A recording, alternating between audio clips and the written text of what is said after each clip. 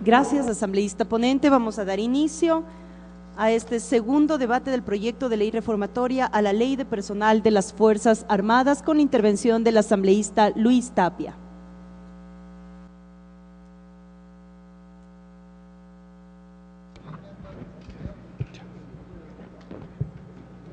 Señora Presidenta, señor Presidente de la Comisión, compañeros asambleístas. Un manual sobre seguridad podría comenzar diciendo que en relación con su hipótesis de conflicto, un país tiene dos maneras de estar en peligro. Una, por la fortaleza de la presunta amenaza, otra, por debilidad de la propia defensa. Se debe evitar tomar medidas que debiliten la defensa nacional.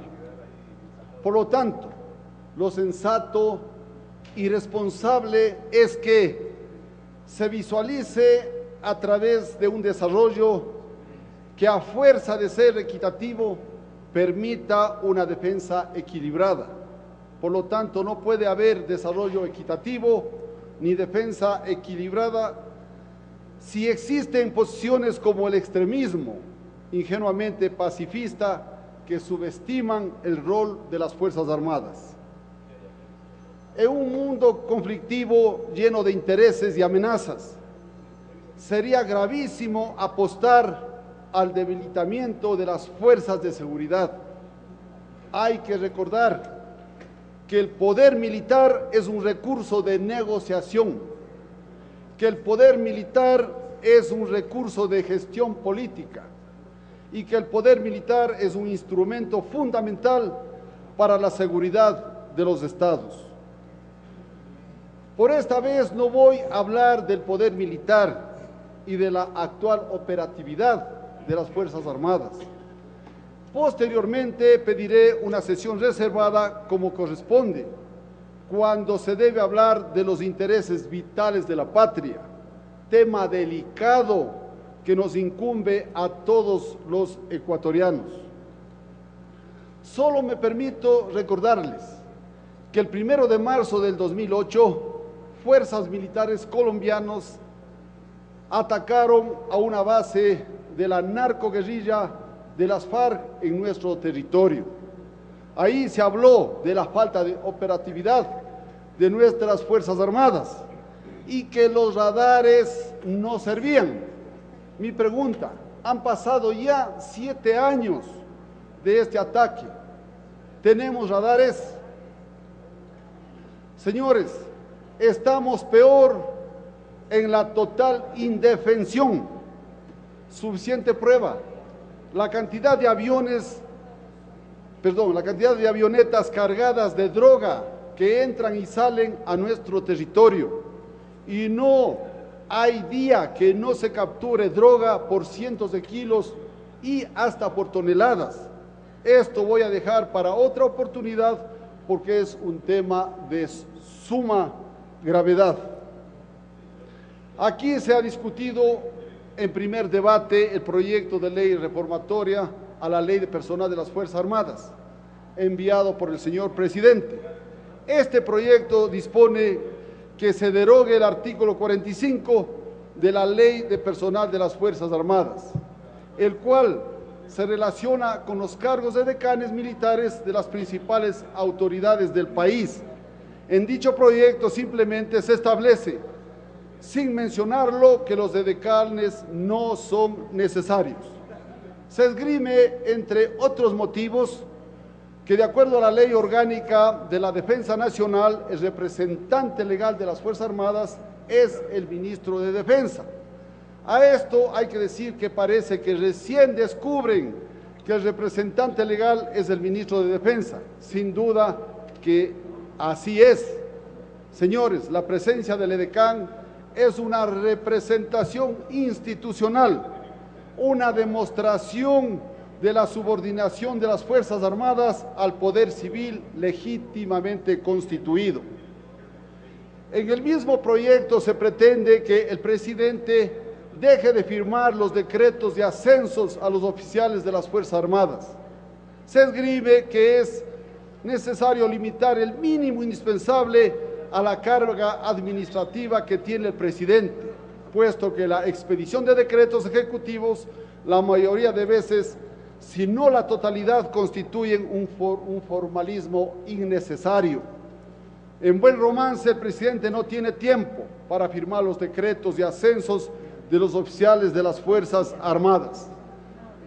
Formalismos innecesarios. ¡Qué barbaridad! Aquí se ha señalado hasta la saciedad, que no es la falta de tiempo, sino es otra forma de minimizar la importancia de las Fuerzas Armadas, porque el presidente sí tiene tiempo para esos largos monólogos semanales, tiene tiempo para los frecuentes viajes, tiene tiempo para hacer campaña y hasta para tuitear, y no tiene unos minutos para firmar los pocos decretos de ascensos. Hay diferentes formas de debilitar a las Fuerzas Armadas. Una es cuantitativa, es decir, disminuyendo sus unidades, efectivos, armamentos y equipos. Otra, el debilitamiento moral, que hace mayor daño. Una tropa debe estar siempre motivada y alentada por sus comandantes. Por lo tanto, todo lo que pretende este proyecto es menoscabar la moral y la importancia que tienen las Fuerzas Armadas ecuatorianas. Permítame, señora Presidente, leer un fragmento del discurso que pronunciara ese insigne patriota y estadística, doctor José María Velasco Ibarra, en un cuartel el 16 de enero de 1956. Dice así: el ejército ecuatoriano está por encima de los partidos políticos, está al margen de los partidos políticos, no será jamás obstáculo para que se definan las corrientes cívicas y políticas en el futuro de la República. Pero una sola cosa sí impondrá: que ninguna fuerza política pretenda amenguar, rebajar, disminuir a las Fuerzas Armadas ecuatorianas, porque las Fuerzas Armadas ecuatorianas no son asuntos de juego, no son asunto de pasión, ni asunto de convencionalismos políticos, ni de ambiciones sin fundamento ni base. Las Fuerzas Armadas ecuatorianas son la raíz misma de la patria, su brazo, su columna vertebral de la República, su muralla moral. Así como con la patria no se puede jugar, con la patria no caben represalias, así también nadie puede jugar con las Fuerzas Armadas ecuatorianas, ni tomar represalias, ni venganzas, ni servirse de ellas en forma antipatriota y arbitraria. Libertad, amplia libertad, absoluta libertad, pero respeto sagrado a la patria y a las Fuerzas Armadas, cimiento, base y defensa de la República. Así lo decía en muchas ocasiones el presidente Velasco Ibarra, reconociendo la importancia de las gloriosas Fuerzas Armadas.